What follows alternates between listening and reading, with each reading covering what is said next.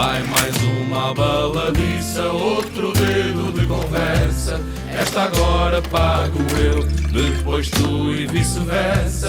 Dedilhando a campaniça, são 10 cordas de saudade. Olá, sejam bem-vindos a um novo episódio do podcast A Baladiça. Hoje temos connosco, e antes de iniciarmos aqui o podcast e antes de iniciarmos aqui as apresentações, dou aqui só uma dica que hoje vai ter energia e vai ter muito samba no pé. Vai ter sambinha no pé, de certeza absoluta. Eu sou o David Pereira, sou coach de carreira e empreendedorismo, e o que me fascina e também fascina aqui o nosso convidado, de certeza absoluta, somos apaixonados pelos resultados. Hoje nós temos connosco aqui na casa João Mafra. João Mafra, olha, muito obrigado por teres aceitado também este desafio. Okay? Obrigado você pelo convite. Já vamos aqui às características, já vamos às apresentações mais formais, ok? Mas muito obrigado por teres aceitado aqui este desafio, esta vinda aqui. É fantástico também a tua abertura, a tua disponibilidade e esse sorriso, é fascinante. É que eu gosto de estar num ambiente assim, você sabe que para mim eu tô em casa aqui, né? Também já te convidei para o meu projeto e realmente muito obrigado pelo convite, estou muito feliz de estar aqui. Boa, João.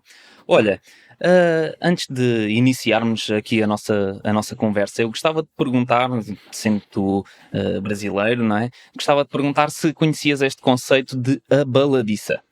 Não, por acaso eu fiquei até um pouco envergonhado de te perguntar durante o episódio o significado do nome do podcast. Mas eu posso dizer. Boa, eu posso te explicar. Olha, as minhas raízes são alentejanas, não sei se conheces o Alentejo. Adoro.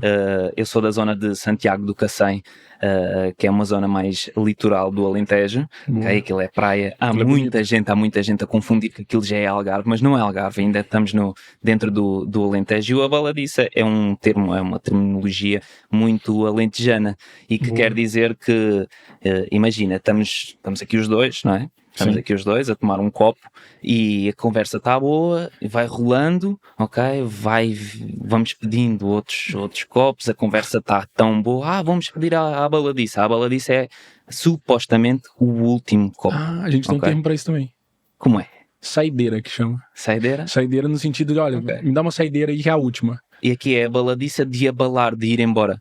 Boa, faz sentido também. Faz sentido? A saideira é a saída, né? Sim. Vou tomar uma e saio. Geralmente aqui, demora 10 horas isso. O abalar também é dentro dessa temática que vamos embora, vamos sair, vamos para a nossa vida e continuamos lá até quase ao dia seguinte. Aí vai pedir uma baladiça atrás da outra, não é assim? Exatamente. Então é exatamente igual o conceito. É isso mesmo. Boa, João. Olha, vamos passar aqui à nossa conversa, também para te apresentar aqui um bocadinho daquilo que eu tenho visto e que também tenho-te acompanhado e também do que foi a tua vinda até aqui, até estares aqui sentado aqui frente a frente, porque considero-te um jovem com uma determinação espetacular, uma energia tremenda e considero-te tipo uma pessoa, um ser humano muito focado, muito determinado, muito naquilo que este é o meu objetivo e então é para ali que eu caminho e...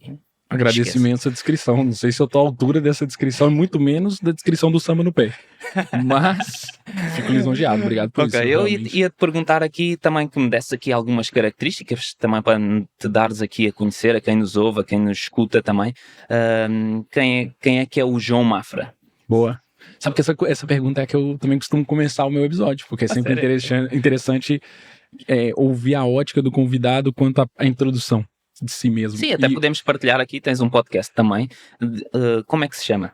FOMOcast. Que por acaso, malta, já convidei o David algumas vezes, tá difícil levar esse homem. Eu acho que o Obama vai antes do David, mas eu tô trabalhando em cima disso para ver se consigo levar ele.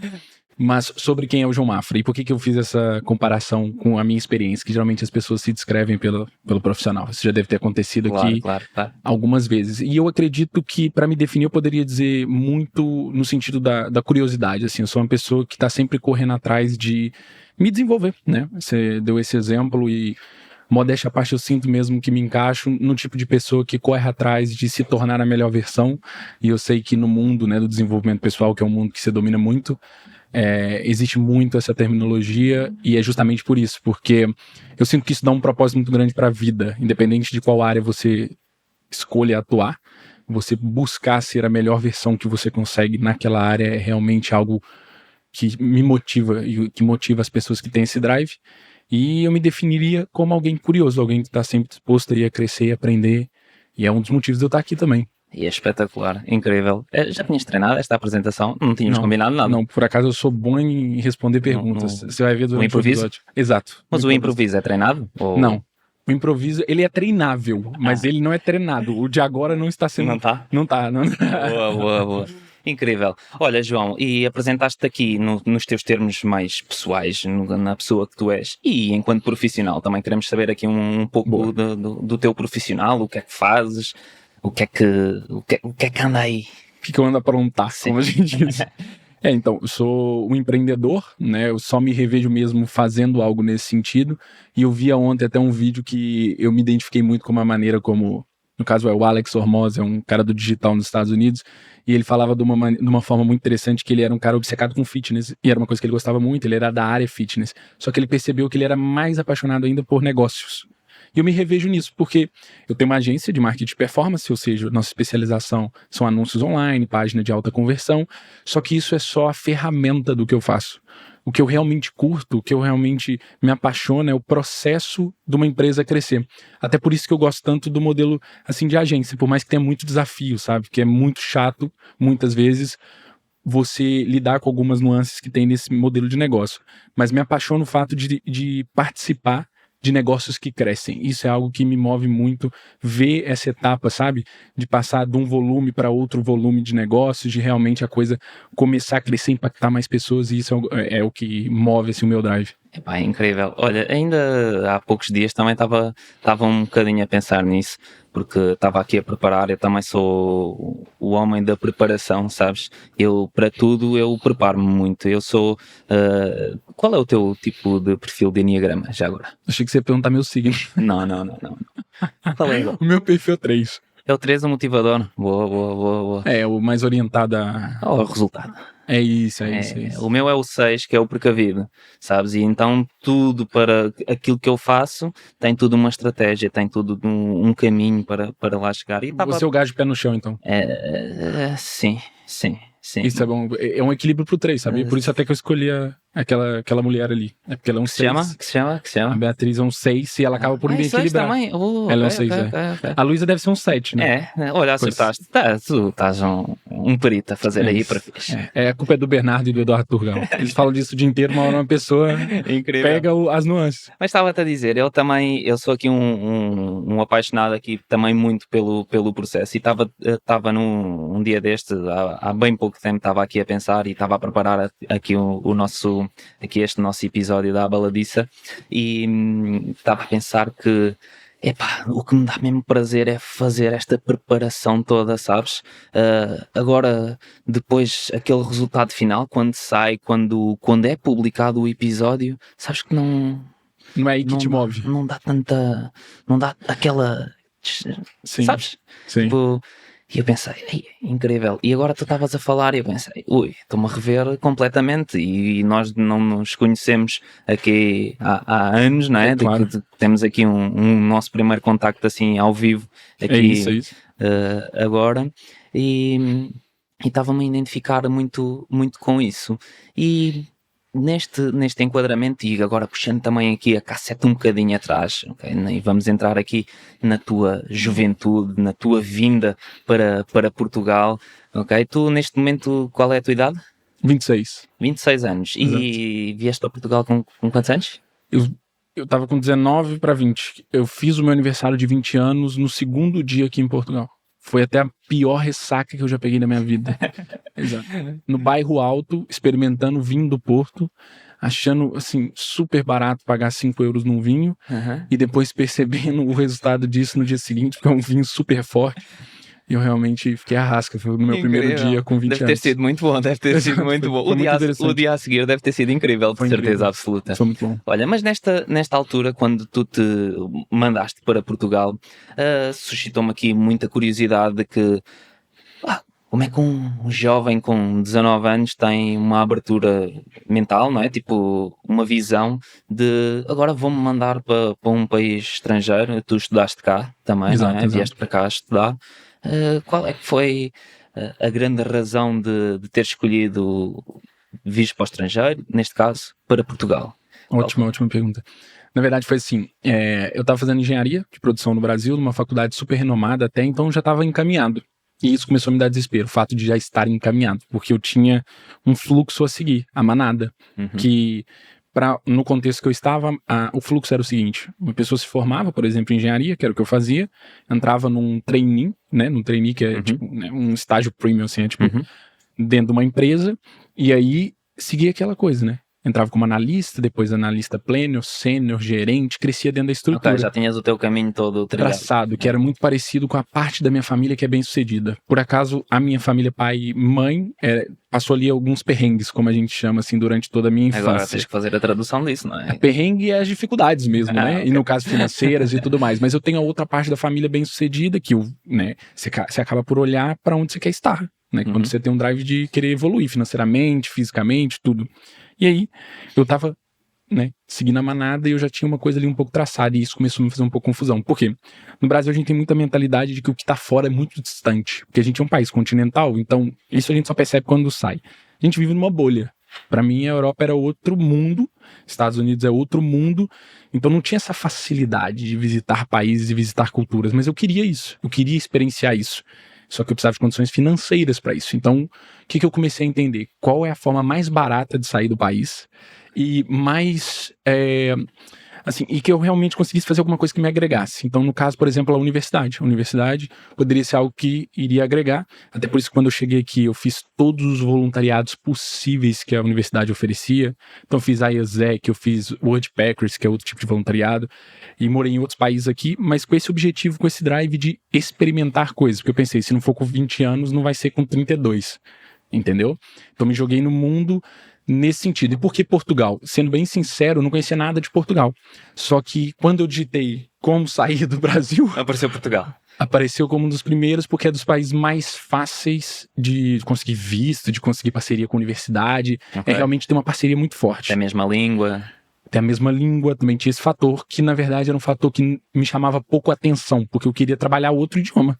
Okay. Eu queria ser sujeito a um desconforto no nível em que eu saísse, por exemplo, fluente em outra língua. E depois eu consegui isso como Portugal, como porta de entrada. Depois eu fiz parte da uma universidade na Alemanha. Não aprendi alemão, tá? Não precisa me olhar assim. Melhorei meu inglês na Alemanha, literalmente, porque não tinha ninguém que falasse português. Tinha 60 nacionalidades, mas não tinha brasileiro e português. Então eu realmente tive que treinar. Então, para dizer o quê? Para dizer que foi uma junção de fatores, mas quando eu cheguei aqui, meu drive é a porta de entrada para a Europa, mas depois eu vou para os países ricos. Tem gente que tem essa mentalidade. Só que apaixonei, esquece. Depois eu morei na Alemanha, saudade de Portugal, esquece, porque é o clima, é a proximidade cultural, é como eu brinco, falo assim, Portugal é igual casa de vó, que você vai, né? Você fala assim, tipo, parece que eu já conhecia aqui. Então, isso é muito acolhedor. Boa. Olha, diz-me uma coisa, e isto se calhar é uma pergunta que te fazem muito, mas eu tenho que perguntar, que é, quando tu decidiste mesmo e avançaste na ideia de vires para cá, para Portugal, vieste com alguma coisa, tinhas cá alguém, tinhas família cá que te acolhesse, ou vieste de mochila às costas e vamos? Eu vim de mala à mão e vamos, porque não cabia tudo na mochila que eu trouxe, mas eu não conheci ninguém. Eu vim no contexto da universidade, eu passei na universidade antes, né? Que tem como se aplicar de lá, você se aplica na universidade aqui. Eu passei na universidade, fiquei abismado com quão barato era, achando que era barato, que quando eu cheguei aqui percebi que... Porque aqui, só pra você ter um contexto, por exemplo, eu me formei na Universidade da Beira Interior, que é na Covilhã. E lá... acho que é 600, 700 euros pro português, né? Só que pro brasileiro é 3 mil por ano. E eu pensei assim, que barato. Entendeu? Por que eu pensei que barato? Porque a universidade no Brasil tem a pública que é totalmente gratuita, mas a particular é muito caro mensalmente. Então se eu fizesse a conta de 3 mil dividido, entendeu? Eu fizesse a comparação, ainda saía mais em conta. Eu só precisava levantar o dinheiro para isso. E aí eu consegui fazer uma vaquinha na família, meu pai vendeu um pedacinho do terreno lá da quinta, e eu vim. Ok, boa. Não aconselho, não foi uma decisão responsável dos meus pais, mas eles apostaram em mim e deu certo. Poderia dizer que deu certo. Espetacular. E esse, quando tu dizes deu certo, qual é o sentimento que te deu para tu dizeres deu certo? Boa pergunta, porque na verdade, o que é uma pessoa que migra, né? Por que o português vai para a França ou para a Suíça ou para coisa? Ele vai em busca de condições melhores, né? De viver melhor, de conseguir conquistar algo. E muitas vezes, no caso do português, conquistar algo e voltar para Portugal, né? Fazer uma grana boa e voltar para Portugal. E o meu objetivo era ter sucesso profissional, assim, também começar a construir a minha estrutura financeira. Com a idade de 19, 20 que disseste, já pensavas nessa... Eu tinha 6 meses. Eu tinha 6 meses para me virar. Okay. Eu tinha literalmente 6 meses. Foi o que aconteceu, porque comecei a trabalhar na minha área aqui, na área digital, já estudava muito sobre o digital desde os 15 anos, só que eu nunca tinha trabalhado a sério na área. Eu tinha feito estágio em engenharia, mas não no digital. Tinhas, como se diz em Portugal, tinhas arranhado qualquer coisa, mas exato, ainda não tinha. Mas consegui um estágio e foi aí que a coisa começou a mudar, porque aí eu comecei a crescer dentro dessa empresa e depois... Ok, e quando vieste para Portugal, foste para a Universidade da Beira Interior, na Covilhã, qual foi o curso que... Gestão. Gestão? Exato, porque eu já tinha essa coisa de gostar de empresas e eu estava frustrado com engenharia, porque não era a minha cena. Percebia que eu queria ir para o lado do empreendedorismo, negócios, e aí eu falei, que curso que tem isso? E hoje, assim, não me arrependo, mas posso dizer que a utilidade hoje no meu negócio, do que eu aprendi na Universidade de Gestão, ela é pouca. Infelizmente, poderia ser maior. O que é que tu ganhaste neste caso, com a licenciatura que tiraste? O que é que tu ganhaste com a licenciatura?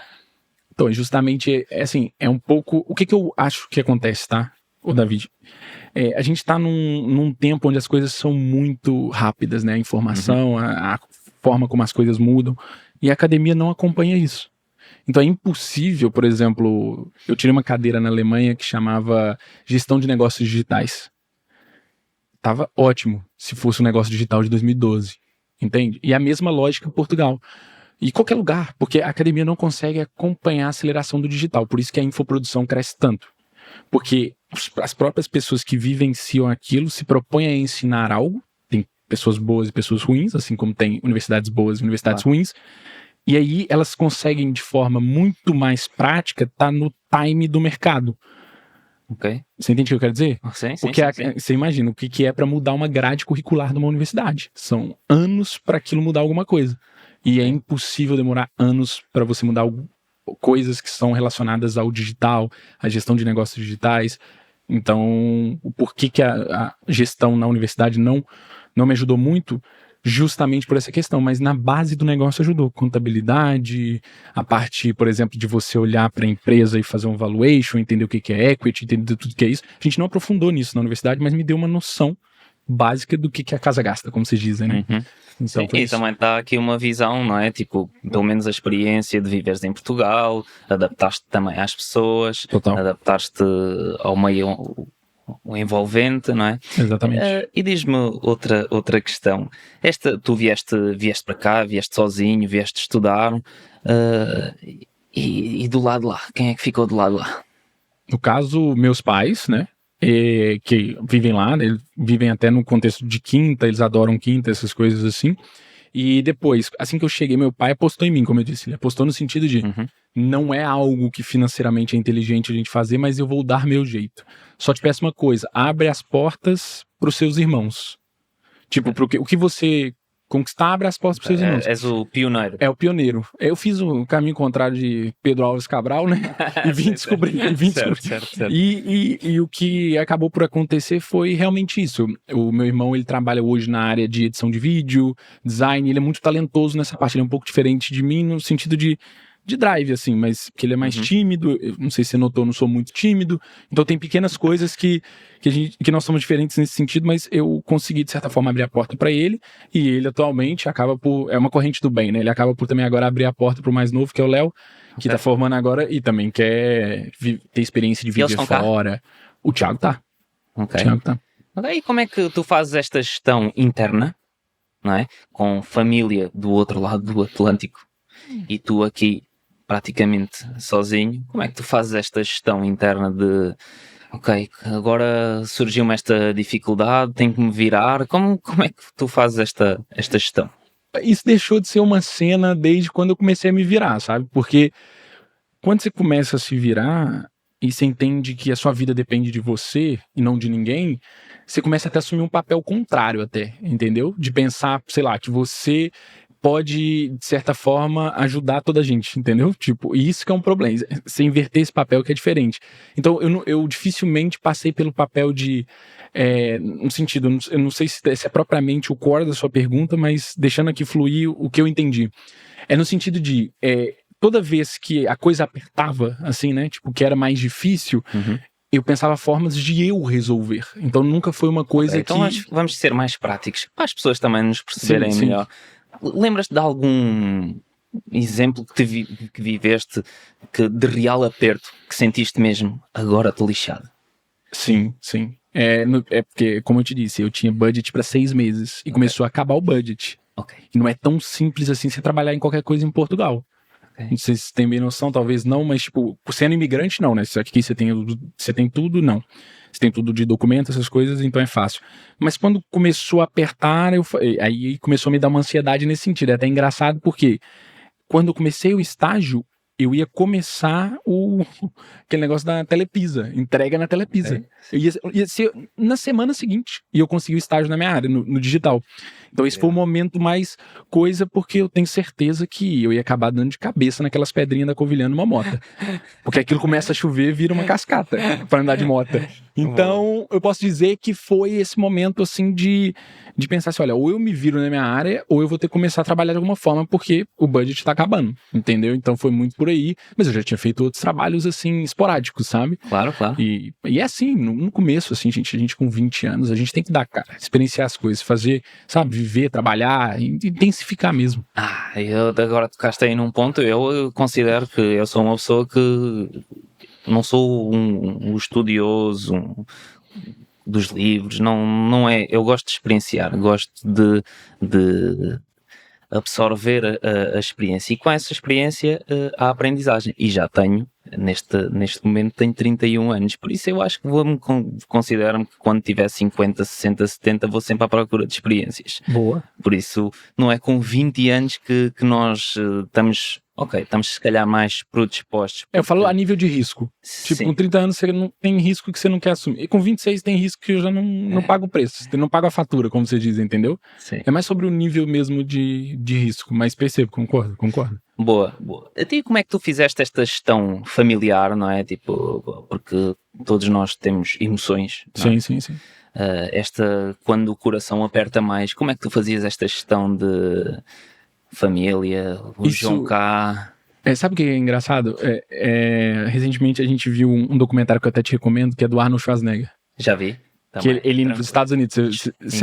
Incrível. Então, a lógica é aquela, você tá tão no drive de fazer a sua vida que isso é um pouco ruim de se dizer, que você começa tipo assim, pelo menos é o que aconteceu comigo, eu vivia muito obcecado com as coisas que eu queria fazer e acontecer, que não me dava tempo de tipo, nossa, hoje eu tô com muita saudade da minha mãe. Minha mãe sabia que eu tinha um motivo pra estar aqui. A gente falava todo dia no telefone, se atualizava e tudo mais. É lógico que nas primeiras semanas, nos primeiros meses, isso mexe mais com a gente, porque a gente tá num lugar totalmente diferente, não conhece ninguém e tudo mais.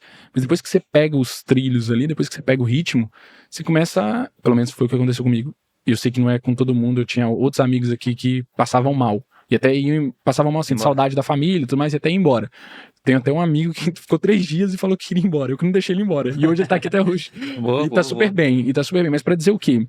Pra dizer justamente isso, que no meu caso, essa gestão foi fácil, porque eu sabia o propósito que eu tava aqui. Eu não tava aqui a passeio. Então, mãe, aguenta firme que eu vim pra fazer acontecer. Então, e diz-me, agora tocaste aqui num ponto interessante, eu vinha com um propósito. Como é que foi construir esse propósito? Como é que tu definiste esse propósito? Não, você sabe que até hoje eu não sei, né? Tipo, é porque a gente é muito bonito dizer, tipo assim, o meu propósito é isso. O meu propósito tá sempre a mudar.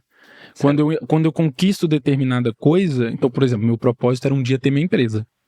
Então hoje a minha empresa já está no processo de escalar, de ir cada vez melhor, graças a Deus. Então, isso, então tá bom. Então, tipo, eu faço X de faturação, agora tá tranquilo. Isso desmotiva qualquer um. Você acha outro drive, mas o propósito, talvez a coisa em comum, a North Star, né, que a gente acaba por chamar, tem muito a ver com essa questão da melhor versão que eu te disse no início, que é tipo, ok, por onde que eu posso melhorar agora? Por onde que eu posso pegar? Por onde eu posso evoluir? Eu acho que acaba que isso que é o propósito por trás, sabe? Incrível, incrível. Olha, sabes, lá está, mais uma semelhança que nós temos. Eu sou alentejano, mas eu estudei aqui no Porto, na Maia, mais especificamente, e estava sensivelmente. Eu sei que para ti isto parece pouco.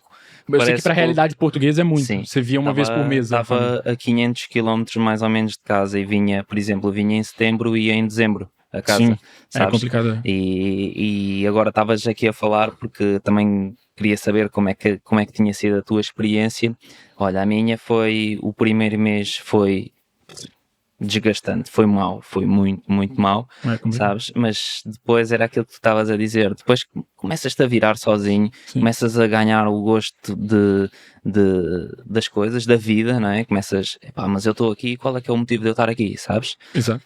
O motivo, neste caso, era para eu estudar. Então, se é para eu estudar, vou centrar-me, vou focar-me, vou direcionar toda a minha energia para estudar, ok? Aproveitar também o que é a vida do estudante, mas vou aproveitar isto, isto é uma realidade completamente diferente. Sabes que Santiago é uma cidade mais pequenita, em comparação com o Porto, por exemplo, claro. Não é?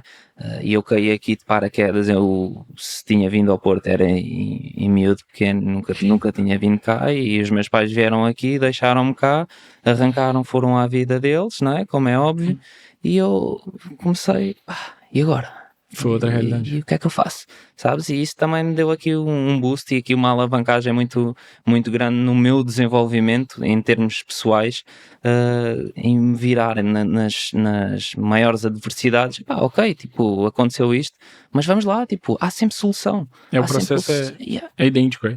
A minha vantagem foi que eu já tinha saído antes. Com 17 eu fui morar na capital do meu estado para estudar. Okay, boa. E depois com 20 eu fui morar fora. Okay, então já tinhas esta experiência. Talvez se eu saísse de 17 para Portugal, talvez eu ficasse, entendeu? Mas anestesiado. Talvez tivesse sido uma muito forte. Agora já tinha passado por um micro processo desse e depois um maior. Incrível. Olha, agora vamos direcionar aqui a nossa conversa, vamos dar aqui outro rumo, vamos aqui para a parte mais profissional, que se bem que já deste aqui uns toques e uns lampejos do que é que tu fazes. Mas tu abriste uma empresa de seu nome Adensi. Exato. Né? Explica-me um pouco o que é essa empresa, qual é o conceito da empresa. Ok, boa. Então, aí nesse processo, o nosso foco, que a gente faz mesmo, o jargão seria acelerar negócios, através do performance marketing, que é esse processo de publicidade online, de páginas de alta conversão, tudo isso que é vulgarmente chamado no mundo do marketing de funil de vendas. Então a gente trabalha nesse processo, com algumas empresas a gente controla mais variáveis, né? A página, os anúncios, muitas coisas. Outras a gente faz, por exemplo, só os anúncios. Então mas qual que é também o nosso propósito sempre por trás da empresa? É entrar e conseguir alavancar os resultados dessa empresa. Obviamente tem muitos desafios entre esse ponto A e B, mas esse que é o foco da Adensi, né? Espetacular, muito bom. Olha, uma curiosidade minha, tu disseste aqui que já tinhas estas raízes e já tinhas esta vontade, esta motivação de seres empreendedor, e agora explicando também aqui um pouquinho da tua empresa, diz-me qual é que foi o melhor investimento que tu fizeste, que tu, João, fizeste para a tua empresa. E estou a falar em termos pessoais, a nível de negócio, qual foi o melhor?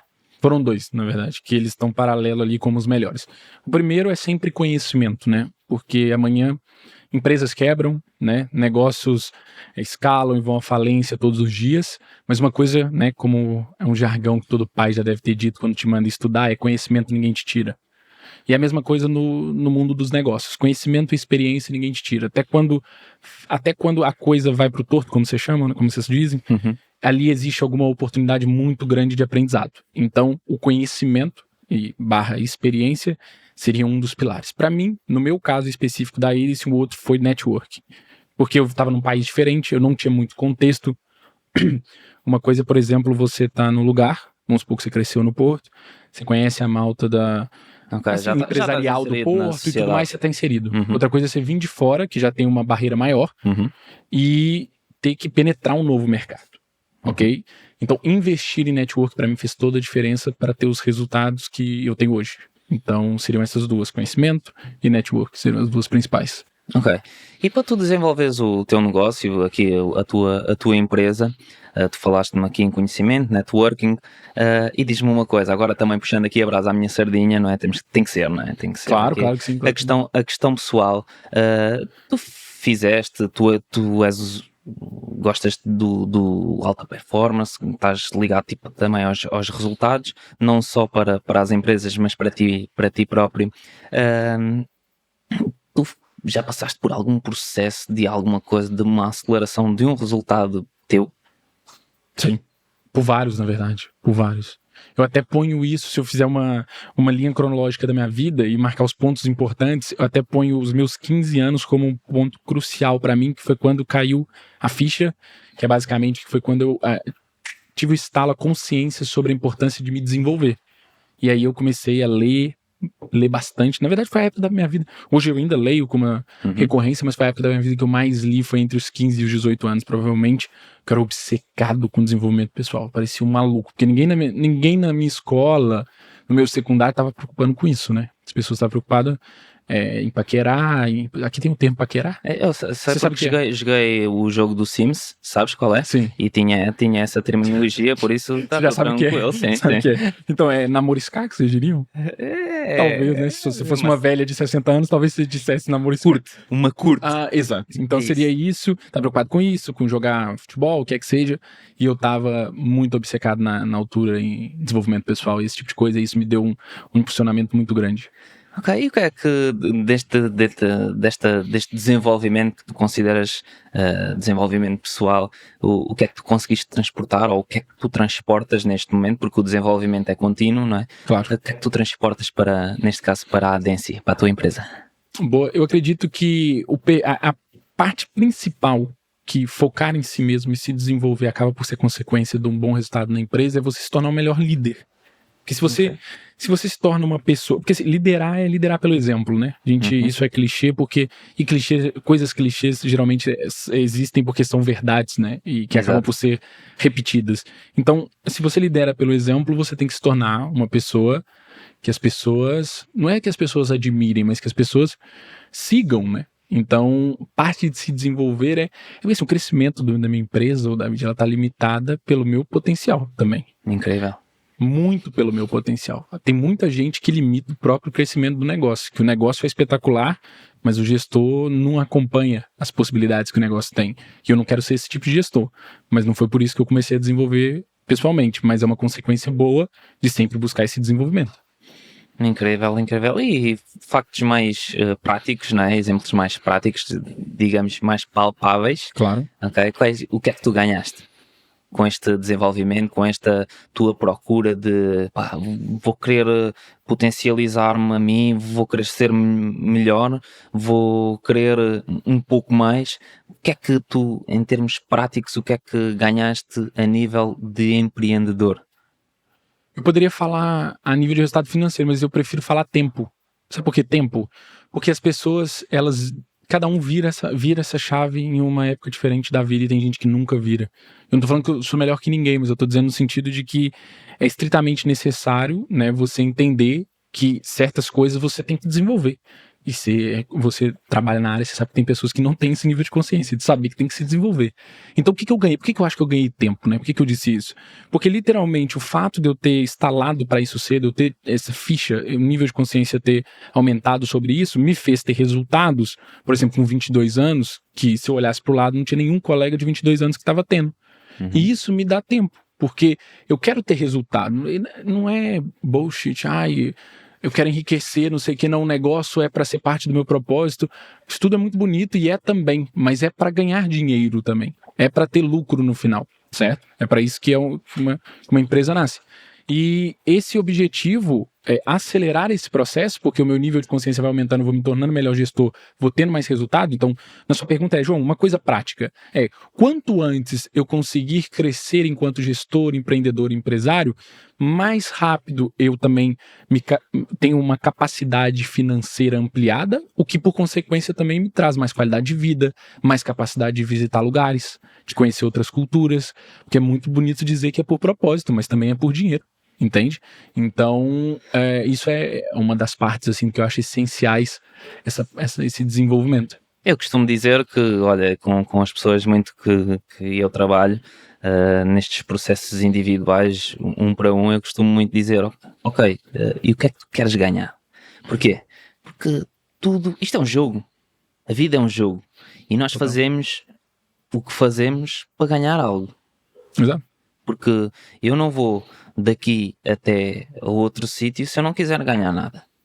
Totalmente. Um jogo de interesse. Certo. E eu tenho que ter interesse para ir para lá. Por exemplo, eu vou agora quero ir à praia, faz-me bem, estas coisas de faz-me bem à cabeça, alivia-me, está tudo, ok, e o que é que tu queres ganhar? Quero ganhar paz, ok, então vai lá. E é muito isso que tu acabaste de referir aqui também. Olha, dando aqui também mais aqui uma mexida aqui na conversa, rodando o samba no pé. Exato. Ainda no samba aí, no final o samba aí. Pá. Se quiseres, em cima da mesa, estás à vontade. Não, em cima da mesa eu não garanto que vai dar bom. Olha uma coisa, tu ligas, eu acompanho as tuas redes sociais, aquilo que te move, aquilo que tu fazes também. E também te trazer aqui porque acabas por ser também uma inspiração dentro do que é a tua vida, dentro do mundo dos negócios, e eu vejo que tu fazes regularmente, tu treinas, tens hábitos, não é? Fazes esta rotina, constróis esta rotina e tu falas muito que eu treino, não gosto muito de treinar, mas treino e isto melhora aqui os meus resultados, e não estou a falar só em termos pessoais e físicos, não, isto também melhora a minha amplitude para o meu negócio. Fala-me um bocado sobre isto, porque eu acho fascinante tu fazeres teres estes hábitos e estas rotinas. Acho isto fantástico. Fala um bocadinho sobre isso. Boa. A gente fala muitas vezes, né, no contexto assim, do nosso ecossistema, que o equilíbrio não existe, né? Que, assim, muitas pessoas dizem no sentido que para você evoluir em determinada vertente, existe momentos de desequilíbrio. E isso eu concordo. Mas na prática, assim, num âmbito mais global, é estritamente necessário você desenvolver outros pilares da sua vida. Eu acho que o físico, ele acaba por ser isso. Porque, né, nosso templo é onde a gente vive. E eu posso dizer que eu sempre gostei de desporto e sempre fui uma pessoa muito ativa. A parte da musculação foi muito pela influência da Beatriz, né, obviamente. E eu odiava ginásio. Só que eu comecei a gostar do processo. É tão chato que tem uma hora que você vicia. Voltamos ao início da conversa quase. Exato, é fantástico. Exato. E isso é muito interessante, porque comecei a perceber que é um desporto que é mental. Yeah. E isso me desafia. E eu pensei assim, cara, é difícil esse desporto, tipo assim, se desenvolver, você ganhar massa muscular, você desenvolver o físico a nível de definição e tudo isso, né, que é o esporte, o que poderia dizer que a alta performance desse desporto é o fisiculturismo, o culturismo, como vocês chamam aqui. Esses caras, assim, muitas pessoas têm julgamento, mas os caras têm uma mentalidade imbatível, porque para chegar naquela proporção, mas isso é em vários desportos, né? Tem caso de gente que não é tão implacável, você vê um Neymar, que bebe e joga bola. Tipo, é porque o cara tem talento e é isso. Mas eu tô dizendo que pra quem tem um CR7, um Drive CR7, que é dar o máximo, é o tipo de desporto que desafia muito por causa disso. Porque é monótono, é chato, é repetido. E uma empresa também é assim, sabe, David? As pessoas acham que é inventar moda, assim como na musculação também acham que é inventar moda, né? Aí eu vou fazer 3... E aí depois a Beatriz pode até falar melhor do que eu, mas inventar muitos tipos de exercício, muitas variações, não é aí que tá o segredo. O segredo tá no básico bem feito. E nos negócios eu também poderia dizer que é uma descoberta que eu venho fazendo, que cada vez mais o básico bem feito, com consistência no tempo, o tempo no expoente, né? O tempo que Incrível, olha, fantástico, iniciaste aqui, isto não foi nada combinado, sem saber, e a minha pergunta a seguir vem aqui muito no conceito da mentalidade, não é? Porque fala-se muito que para ser empreendedor, empresário, para tu teres o teu próprio negócio, tu tens que ter uma certa mentalidade. Como é que tu descreves, se eu te perguntasse, olha João, qual é a mentalidade para ser um bom empreendedor? O que é que tu dirias? Eu diria que a primeira característica é você ter um apetite ao risco. Você não se incomodar muito com esse desconforto do risco. Porque se uma pessoa tem muito aquele... Por exemplo, eu tenho contratos de trabalho dentro da minha empresa.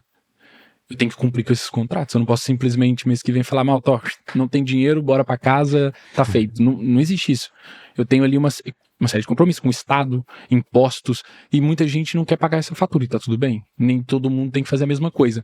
Mas você perguntando sobre a mentalidade do empreendedor, eu diria que essa capacidade de lidar com o risco e normalizar o risco tem que ser... Eu fiz um episódio com o Thiago Guimarães e ele falava sobre...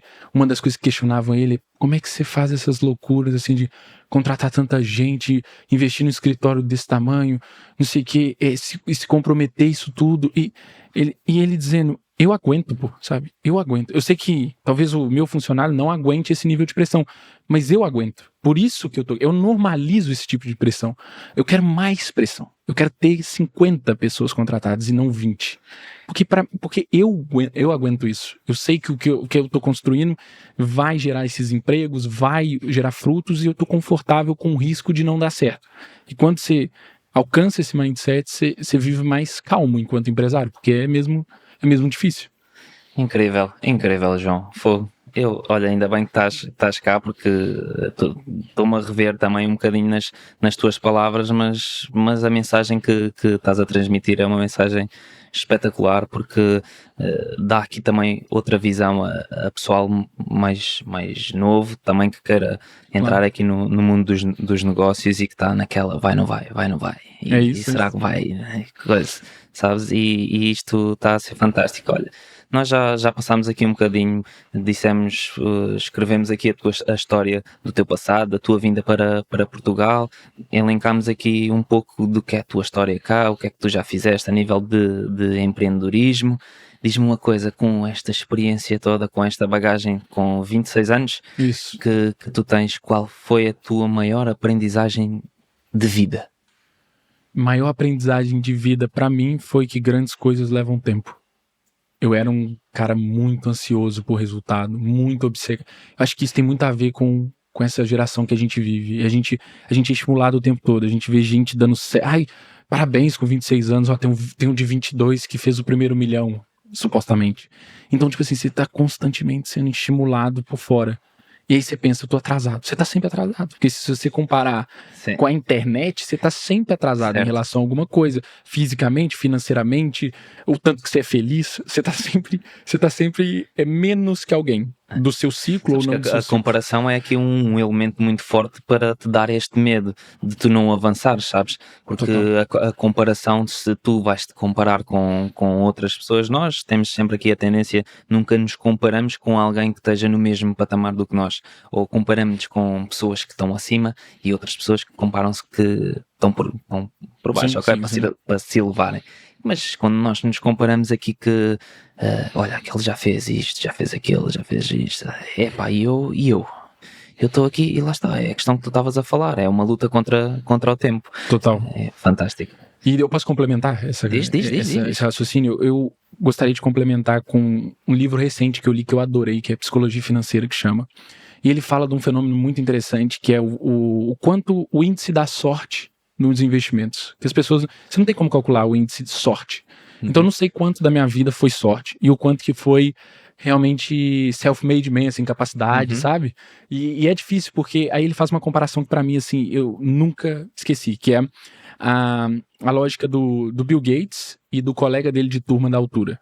O Bill Gates, no caso, ele era de uma família de classe média alta, o que já põe ele à frente de muita gente. E ele, por acaso, estava numa escola, ok? Numa escola que era uma das únicas escolas nos Estados Unidos. Os Estados Unidos, na altura, tinha 300 milhões de pessoas. Hoje tem quase 400. 300 milhões de pessoas. Tinha 300 mil pessoas, ou seja, talvez 1%, que tinham possível acesso ao computador. Então, ele já estava no 1%, ok? E ele teve acesso ao computador, o que faz dele, porque ele estava nessa escola, o que faz dele um sortudo, entre aspas. E o mesmo, um gajo da escola dele, que na altura era o melhor amigo dele, ok? Que era tão inteligente quanto ele. Tem entrevista do Bill Gates falando que esse menino era mais inteligente que ele e que eles eram os melhores amigos, que estavam no mesmo nível intelectual, eram dois nerds ali na sala, conversavam sobre tudo e que eles falavam que iam ser businessman, quando era adolescente. Só que esse menino foi passar férias com o pai e foi fazer montanhismo.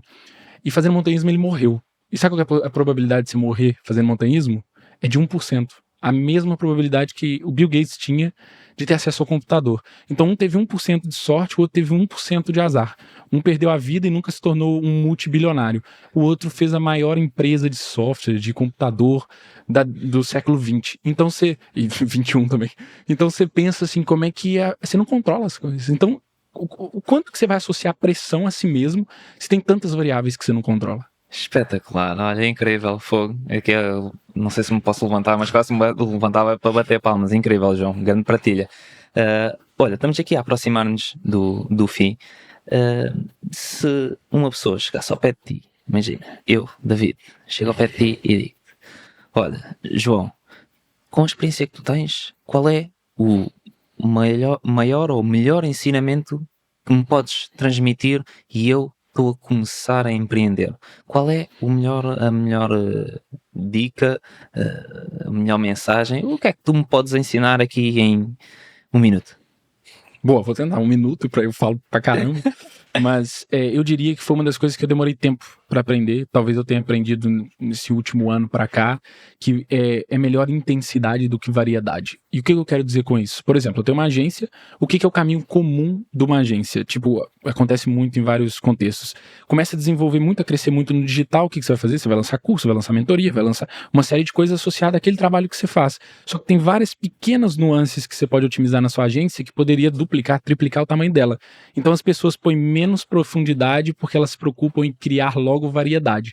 Então se eu tivesse começando a empreender, que eu sempre variei muito, testei muita coisa, eu diria: foca, põe intensidade ao invés dessa quantidade de variedade. E isso faz com que exponencie o resultado, sabe? Ao invés de você dividir o possível resultado. Espetacular. Olha, estou-me aqui a rir, sabes porquê? Porque eu tenho uma expressão, eu tenho um curso montado já fiz um programa de 4 semanas e sabes que a mensagem que eu transmito no final de cada sessão, são 4 sessões, é sempre, a fórmula para o resultado é rir. Malta, rir? Rir de quê?